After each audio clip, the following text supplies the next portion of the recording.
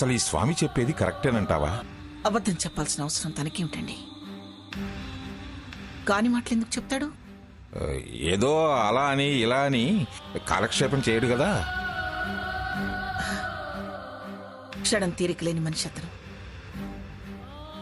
కాలక్షేపం చేయాల్సిన అవసరం అతనికి లేదు. తేల్చి చెప్తానన్నారుగా, ఎవరో తెలియాలి. చెప్తా, అప్పుడు చెప్తా.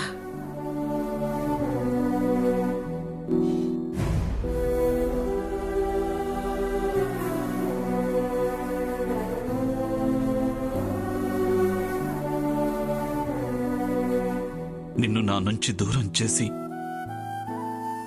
మహోన్నతిని తల్లి లేని పిల్లాన్ని చేసిన వాళ్లను ఎక్కడ నిన్ను చంపారో అక్కడే చంపుతాను స్వర్ణ. నీకు వాళ్ల రక్తంతో తర్పణ వదులుతాను. నన్నింత వేదనకు, రోదనకు, మానసిక సంఘర్షణకు గురి చేసిన వాళ్లని వేధించి వేధించి చంపుతాను.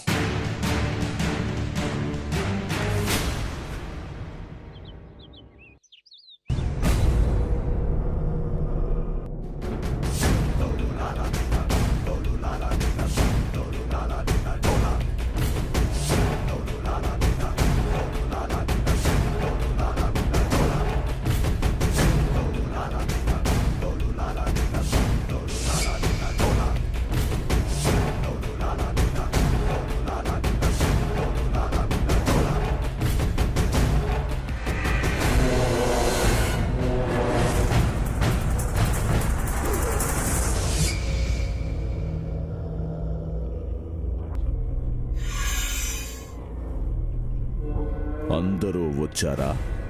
వచ్చారు స్వామి.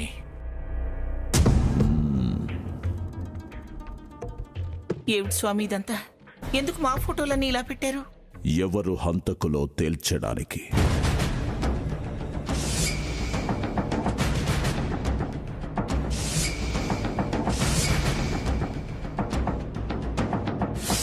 అంటే హంతకులు మాలోనే ఉన్నారనా?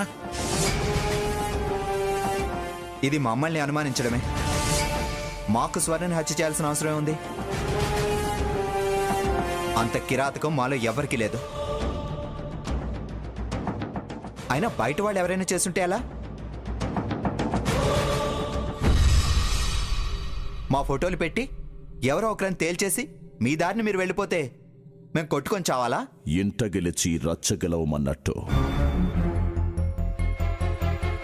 ఇక్కడ సందేహం తీర్చుకొని ఎవరి పాత్ర లేకపోతే బయట అన్వేషణ ప్రారంభిస్తా. అందుకే తాతయ్య పోలీసులకు కేసు అప్పగించాలి అన్నాను. ఇలా కాకపోతే అలా, అలా కాకపోతే ఇలా అని వీళ్ళు ఇలాగే చేస్తారు. మీరు నన్ను అవమానిస్తున్నారు. నేను అవమానించడం లేదు, అనుమానం వ్యక్తపరుస్తున్నాను. బయట వాళ్ళైతే ఎలా పట్టుకుంటారో తరువాత, అసలు ఇప్పుడు ఈ ఫోటోలతో ఎలా తెలుస్తారు చెప్పండి? తను అడిగేది కరెక్ట్ గానే ఉంది స్వామి. చూడండి, నా శక్తిని శంకించొద్దు, నా విద్యను తక్కువగా చూడొద్దు.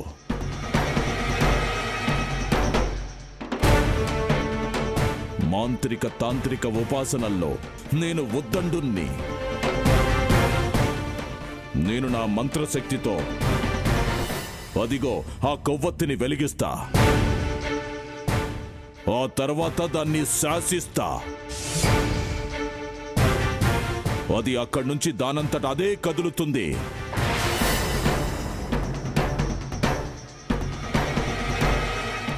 ఎవరు పాత్రదారులో వాళ్ల పటం దగ్గరికి వెళ్లి అది ఆగుతుంది. అదే కదులుతూ వెళ్తుందా? మ్యాజిక్ లా ఉందే. మంత్రశక్తి అది. వాటిలో ఎవరి ఫోటో ముందు ఆగకపోతే అప్పుడు అంజనా శక్తి ప్రయోగిస్తా.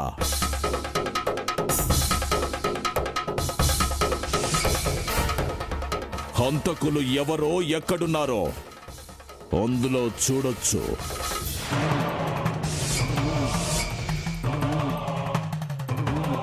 ముందు మీరు మీ పని కానివ్వండి.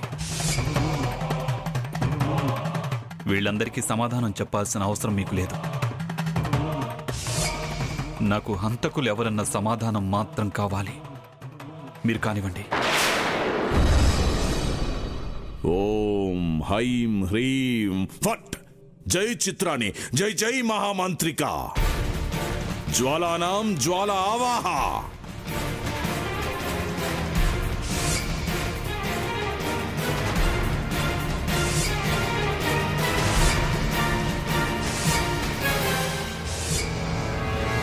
అన్వేష అన్వేష.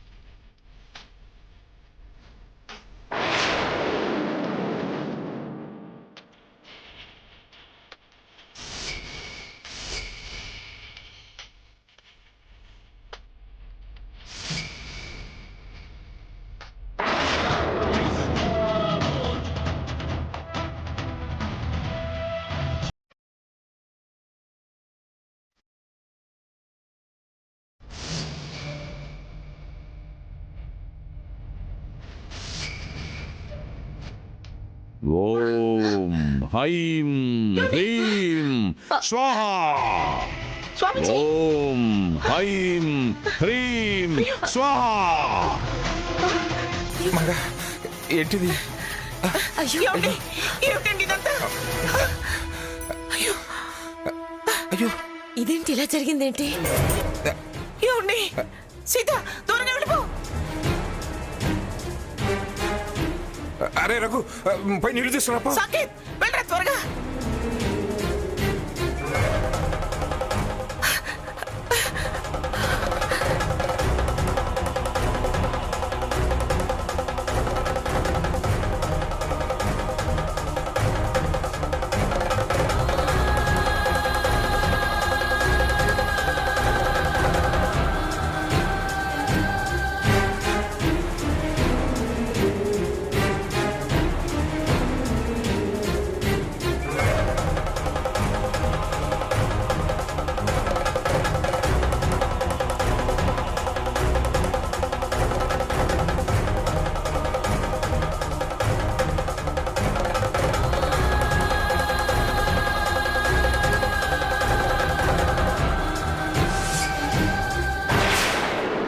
స్వామిది ఏమిటి ఇలా జరిగింది? ఆ స్వర్ణ ఆత్మ ఇలా చేస్తుంటుంది. చాచి కొడితే పళ్ళు రాలి చేతిలో పడతాయి. దాన్ని చంపిన వాళ్ళని పట్టుకోవాలని మేము ప్రయత్నం చేస్తుంటే అది చేసిందట్టేమిటే? ఏంటి సిద్ధాంతి గారు, కారణం ఏంటంటారు?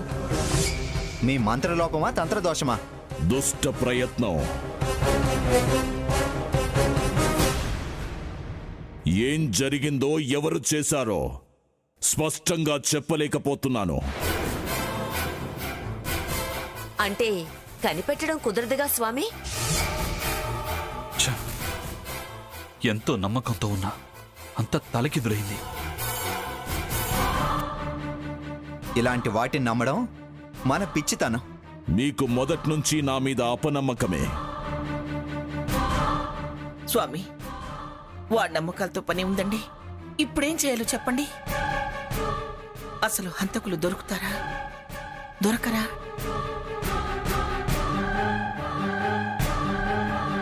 అసలు ఇది నిజంగా హత్యేనంటారా కాదంటారా? హత్య అయితే పోలీస్ కేసు పెడదాం. ఇది హత్య, హత్య, హత్యే.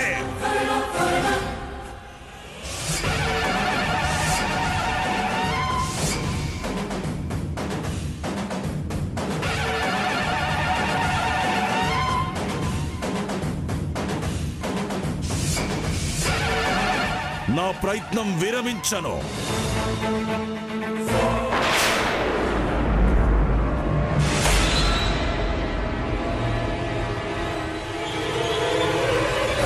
శుద్ధై వచ్చి ఏం చెయ్యాలో చెబుతాను. జై చిత్రాణి, జై జై మహామాంత్రిక.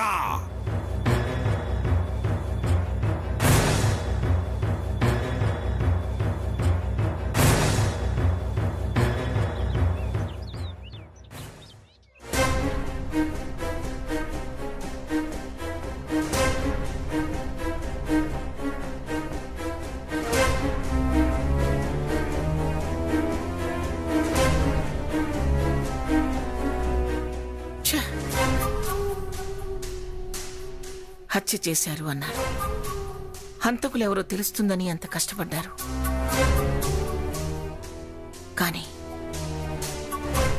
ఆఖరికి వచ్చేసరికి అంతా తారుమారైపోయింది. ఇప్పుడెలా? నా భార్యను చంపిన హంతకులెవరో తెలిస్తే క్షణం ఆలస్యం చేయకుండా వాళ్ళ అంతు చూద్దాం అనుకున్నాను. మనలో ఎవరూ లేరు కాబట్టి అలా జరిగి ఉంటుంది.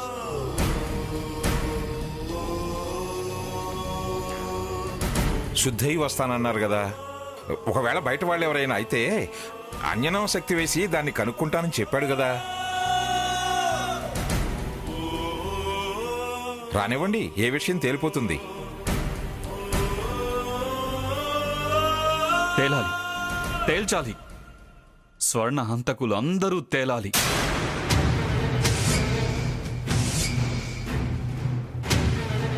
అంతా నా దురదృష్టం.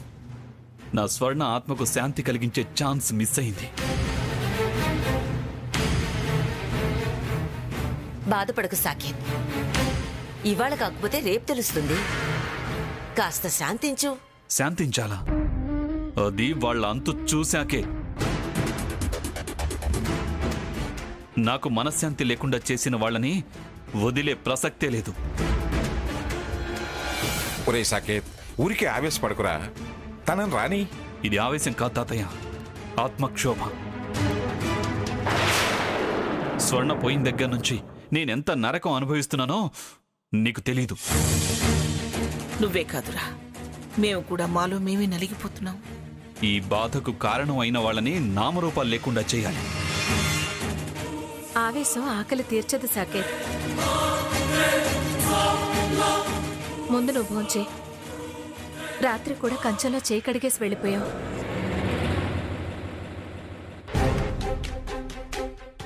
కొంచెం తిను సాకేత్.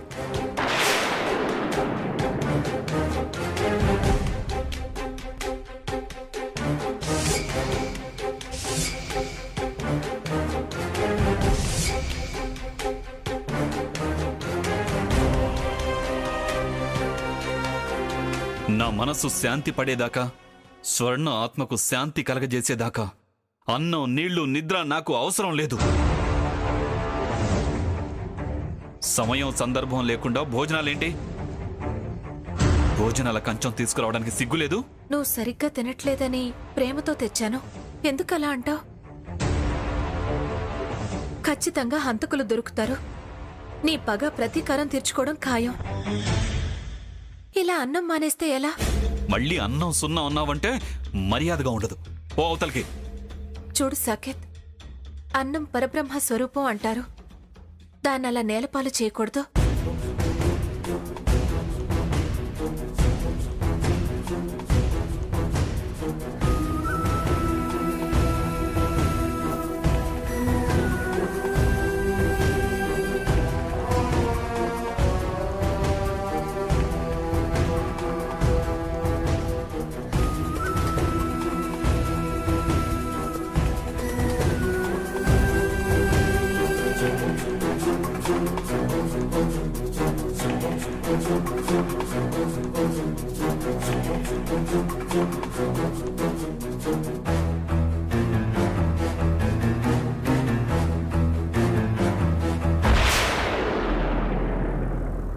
ప్రేమాభిమానాలు చూపించే టైమా ఇది? ఎంతకాలం ఇంకా దాని ధ్యాసలో ఉంటావో చూస్తా. సిద్ధాంతిని పంపేస్తా, గుట్టు దాచేస్తా, నిన్ను నా గుండెల్లో దాచుకుంటా.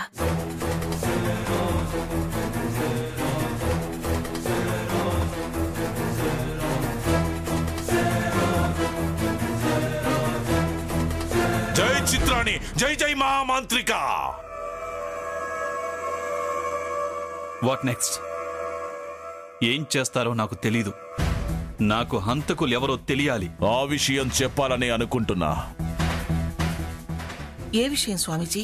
ఇది నా విద్యకు పరీక్ష. నా నుంచి హంతకులు ఎట్టి పరిస్థితుల్లోనూ తప్పించుకోలేరు. ఇప్పుడు తప్పించుకున్నారుగా. గణితం తప్పొచ్చు, తంత్రం పారకపోవచ్చు, మంత్రం పనిచేయకపోవచ్చు. కొన్ని ఘడియలు మా విద్యకు ఆటంకం కలిగిస్తాయి. అంత మాత్రాన శాస్త్రం అబద్ధం కాదు, నా విద్య వృధా కాదు. అయితే ఏం చేస్తారు? నా నేస్తం ఆత్మ ప్రతిరూపాన్ని రంగంలోకి దించుతా. ఆ బాల్నా?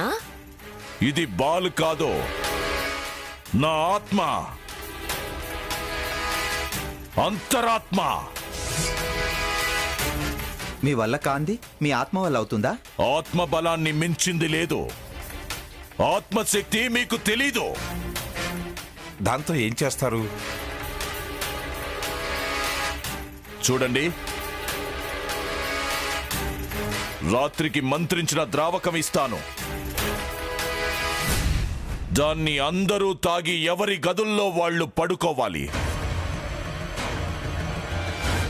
అప్పుడు సమయం చూసి నా నేస్తాన్ని గాల్లోకి వదిలేస్తాను.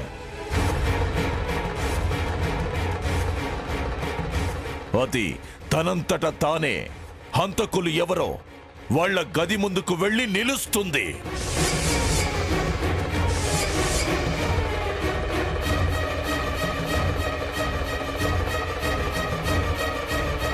ద్రావకాన్ని మాత్రం అందరూ తప్పకుండా తాగి తీరాలి. నేను ద్రావకం తయారు చేసే పనిలో ఉంటాను. జై చిత్రాణి, జై జై మహామాంత్రిక.